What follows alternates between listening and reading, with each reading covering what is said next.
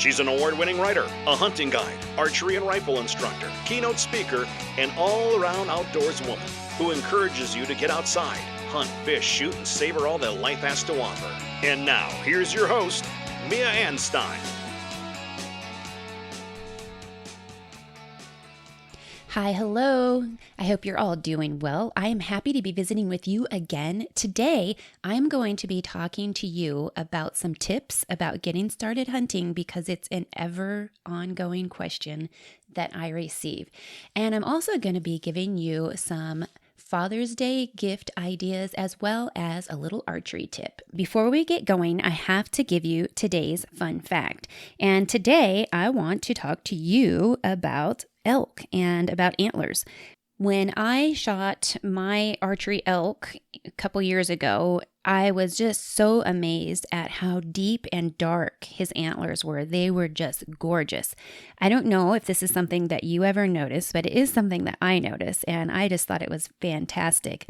Elk, when we're looking at their antlers, a dark pigment develops across the antler due to the reaction of oxygen with the juices of plants that are rubbed during the shedding and thrashing.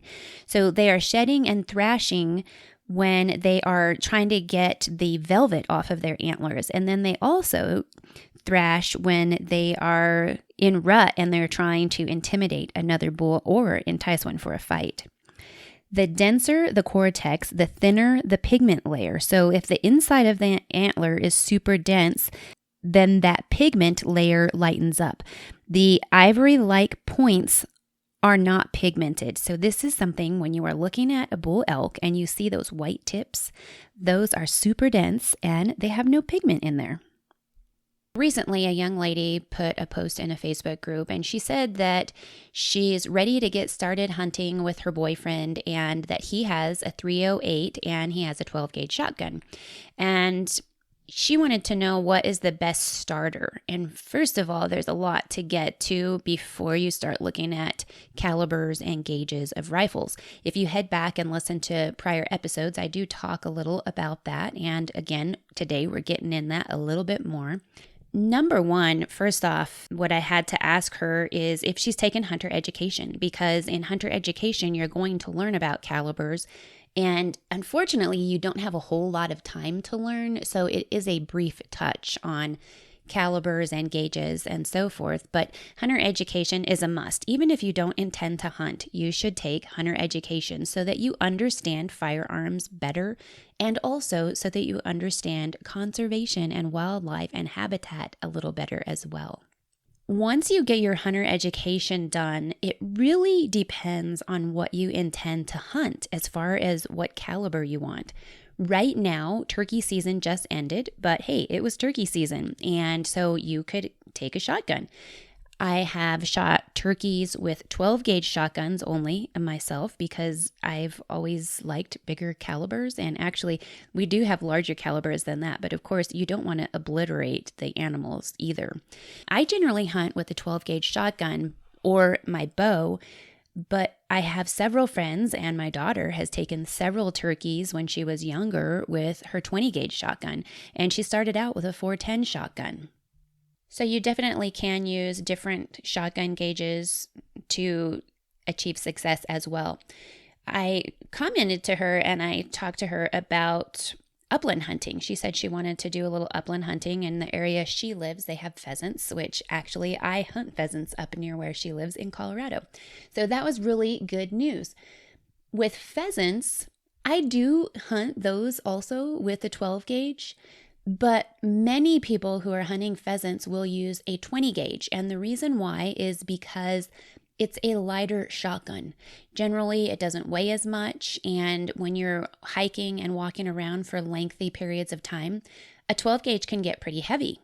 Now, when we're talking about that, also, when you're hunting upland, a lot of people use a break action shotgun, and it is traditional for upland hunting. When you do carry a semi-automatic, you do need to be aware of the muzzle and where it is pointed, because when you're hunting upland birds, you are using dogs, and you do not want your muzzle pointed toward the dog at all.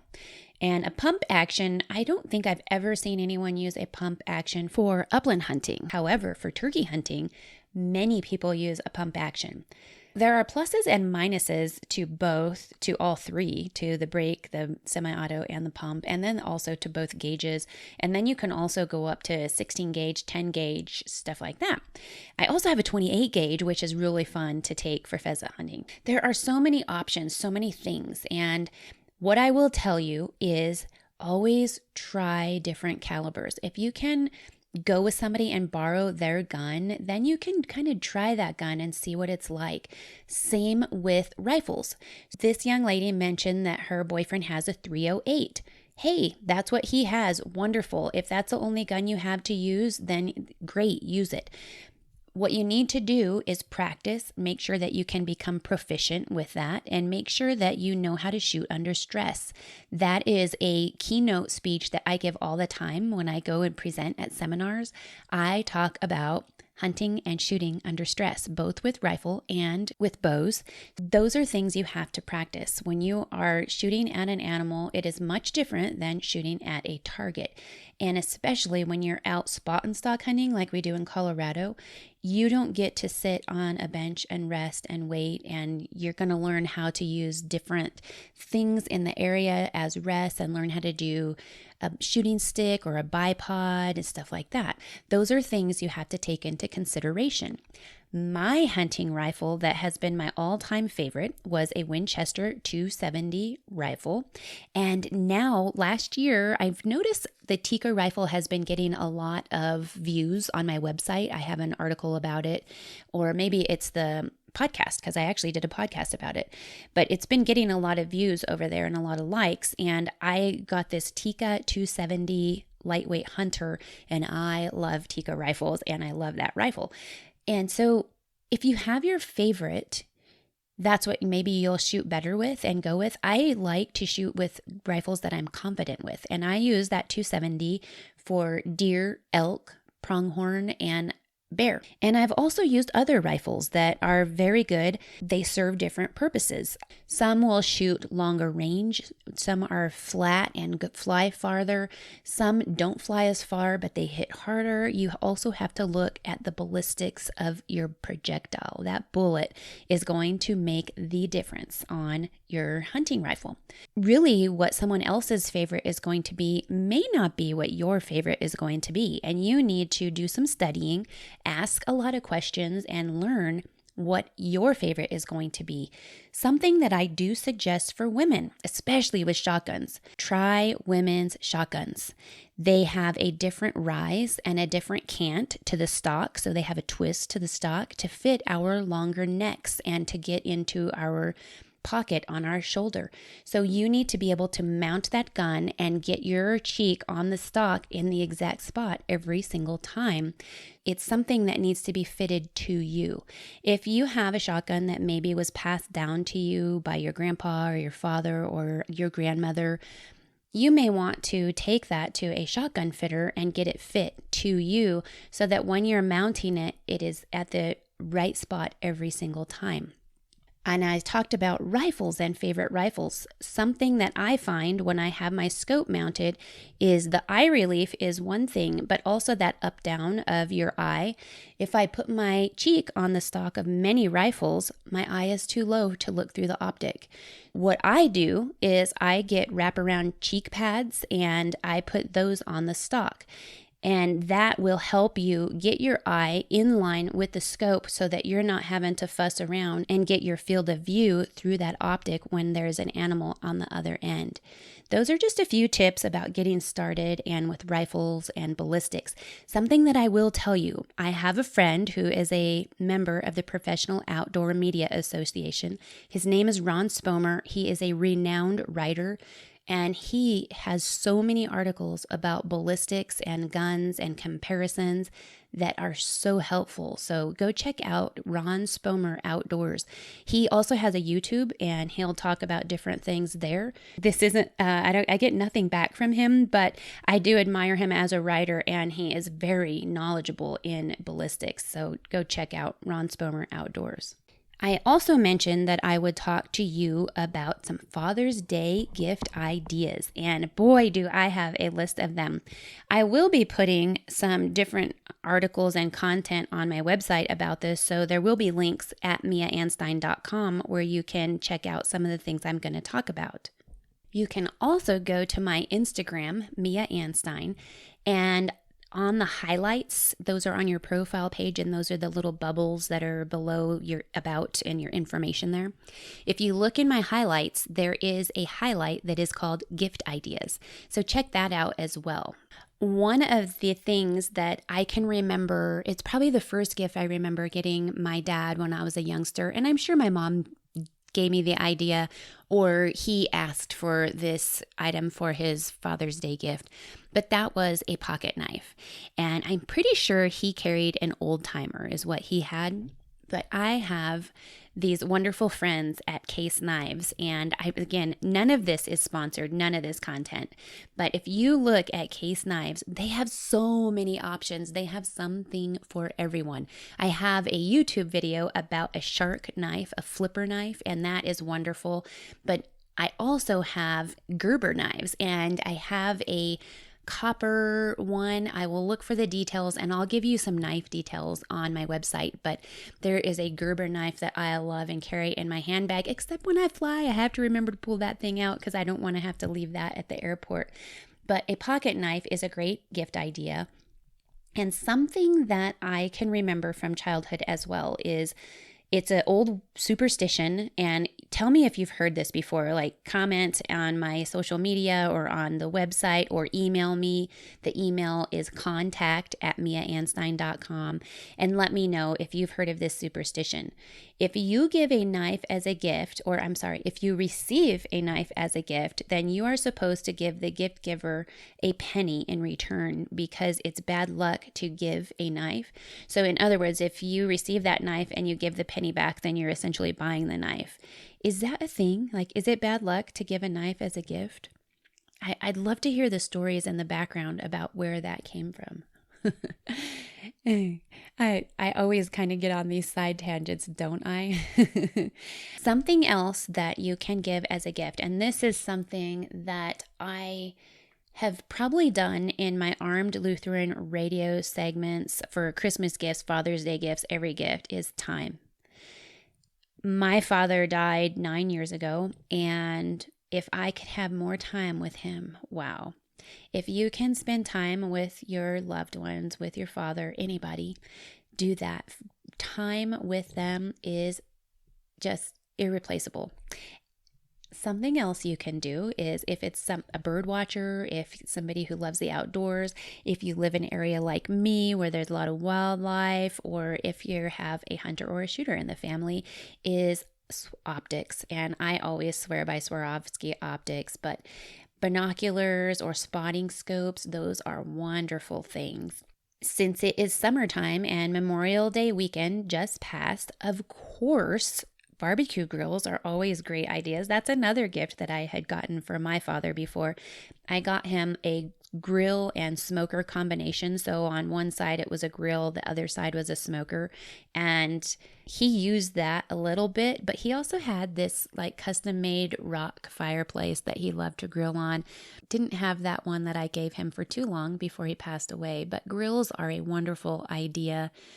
You can also look for summertime shirts, lightweight shirts, WSI. I always have this ad and it does say get your heater gear, but WSI also makes bamboo, which is a lightweight material. They make summer shirts that wick the moisture away, and I wear WSI year round. I also wear Vormy shirts, which is a wool material. I wear those year round as well. And they have men's gear for both of these companies. It's not just women's. And those are great gift ideas. You can look for coolers, maybe an ice chest or a bag, a carry bag. Oh my gosh, I'm thinking of this right now. I shared today on my social media a good morning picture of that my Spy Point game camera took, and Game cameras are a wonderful gift, not just if you're trying to figure out where the animals are for hunting, but also to keep an eye on your place, to keep an eye on your property. I use the game cameras to see if my cows are out. There's one fence line where those cows like to kind of breach the fence, and that camera, it has a data plan, the spy point does, and it will send directly to my cell phone. It'll give me a notification when it catches something on the camera, and it sends the picture, and boom, I can see right there what was going by. Was it a cow, a wild animal, maybe a bird? You know, they like to activate those things sometimes. So those are a few different gift ideas. Something that I would recommend, since big game hunting season will be coming before we know it, the time is just flying by faster than I can even comprehend sometimes. But if your family member is going to be elk hunting, deer hunting, look for calls. I love Carlton calls. You can also look for Windicator, look for gloves. Those are wonderful things. I use my Jetboil on just about every hunt, but especially when I have to be out hiking. It's really lightweight. I can throw that in my backpack and away I go. So that is something you can look for. A backpack. Backpacks are obviously needed all the time. And it's fishing season. Look for fly fishing nets. Look for a fishing rod. Fishing rods can be pretty pricey, but hey, if it's your dad, he's worth it. So check that out. One of my favorite fly fishing accessories is a fishing net, and I have my eye on some that are custom made by PJ's Fine Bamboo Rods. Check them out. They're on social media and they have a website, and they can custom make anything, as well as make some bamboo fly rods that are custom made to fit your hand with all the details that you choose. They are fabulous. Something else that I can suggest are gift cards. Check out gift cards. And if you don't know what to get for your dad for Father's Day, why don't you just ask him? Sometimes that's the easiest thing to do to get the best gift. And again, if you can spend quality time with your loved ones, I highly recommend it. Maybe a gift and some time, that's great too. Maybe you can get that barbecue and spend the day with them barbecuing. I used to spend every Sunday with my dad. He would either grill, depending on the weather, but we would grill and watch football, or I would make a tray of enchiladas and take him over there. And those are some great times with great memories.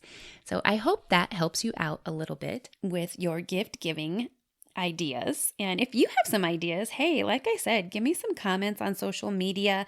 I'm on Facebook, Instagram, Twitter, MeWe, Parler. Nope, Parler's gone, isn't it? I guess I'm not on there. I don't spend much time on those offshoot ones because nobody's over there. So if you are over there, find me, give me a shout, and I'll follow you over there. If there were more people, I would spend more time there. I also said that I would give you an archery tip. Well, hey, some of my friends drew their archery tags. And so guess what that means? It is time to start prepping for archery elk hunting. One of my biggest archery tips is to get in shape and to practice shooting with a high heart rate. So get some stress going and then shoot. The best way to do that is to jog up or down a hill and then prepare to shoot on a 3D target or a block or something like that. Something else, one of the biggest tips that I can give you is to practice drawing with as little movement as possible. So when you draw your bow, do not point it up toward the sky. You want to point it toward the target and then use those back muscles to draw your bow straight back. Once you draw that bow back, I want you to hold at full draw. And when I say hold at full draw, I mean hold for a lengthy period of time. This will take some practice, but try to hold upwards of 5 minutes. If you can do that, you can be successful with your elk hunt. What happens a lot of times is you draw when the elk is behind a tree or a bush when he can't see you.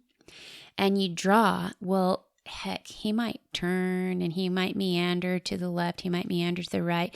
And it might be a while before he actually turns broadside to give you a good shot.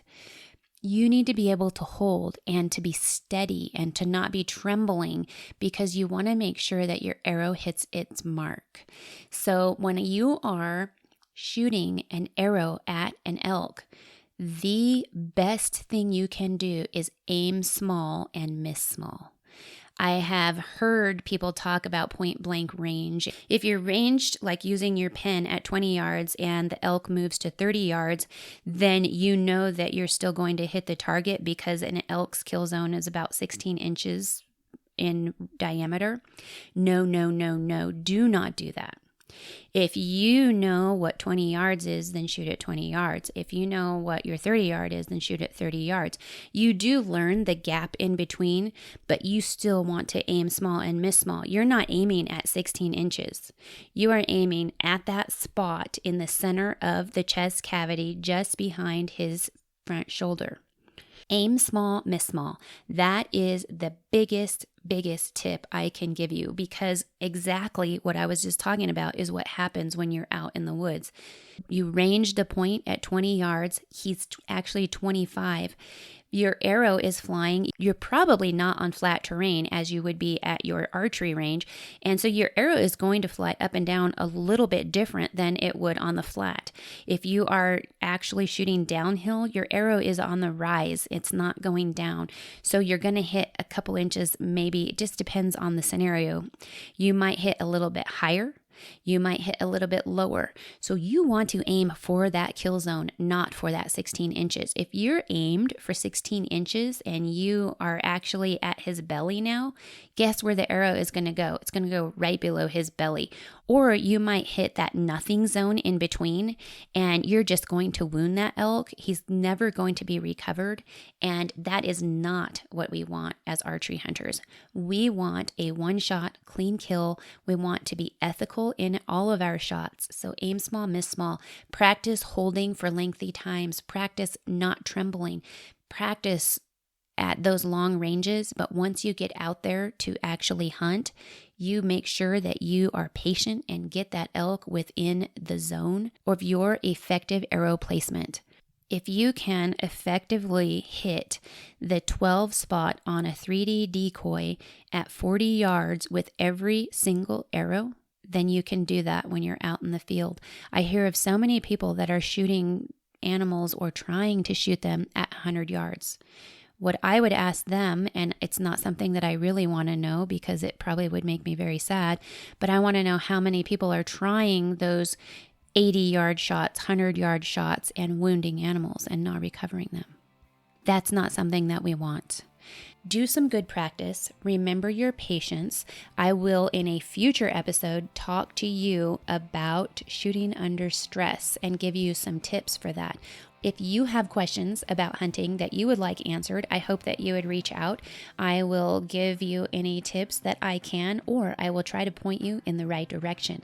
I hope that you have had a beautiful Memorial Day and that it was blessed, and that you are fighting for our freedoms. Please check out the DC Project, and if you would like to join, if you're a woman, join the DC Project, or if you have money to support the DC Project, please do that as well. We are trying to fight for our Second Amendment rights and actually doing a pretty good job in some states and nationally. In Colorado, not so much. They're not even listening to what we're talking about, and they're shoving gun regulations down our throats at 2 a.m. It's a sad state of affairs, but I will try my best to educate others about what firearms truly are and to eliminate the fear that so many people have and speculation that so many people have. If you have questions about firearms, just let me know. You can find me at miaanstein.com. You can find me on social media outlets. Just look for Mia Anstein or Mac Outdoors Podcast. And you can email me, which is at contact@miaanstein.com. Have a great one. Bye, guys. Hey, this is Lloyd Bailey, the Armed Lutheran, host of the Armed Lutheran Radio Podcast, reminding you that the podcast you're listening to is a proud member of the Self-Defense Radio Network. Check out all the great content at selfdefenseradio.net.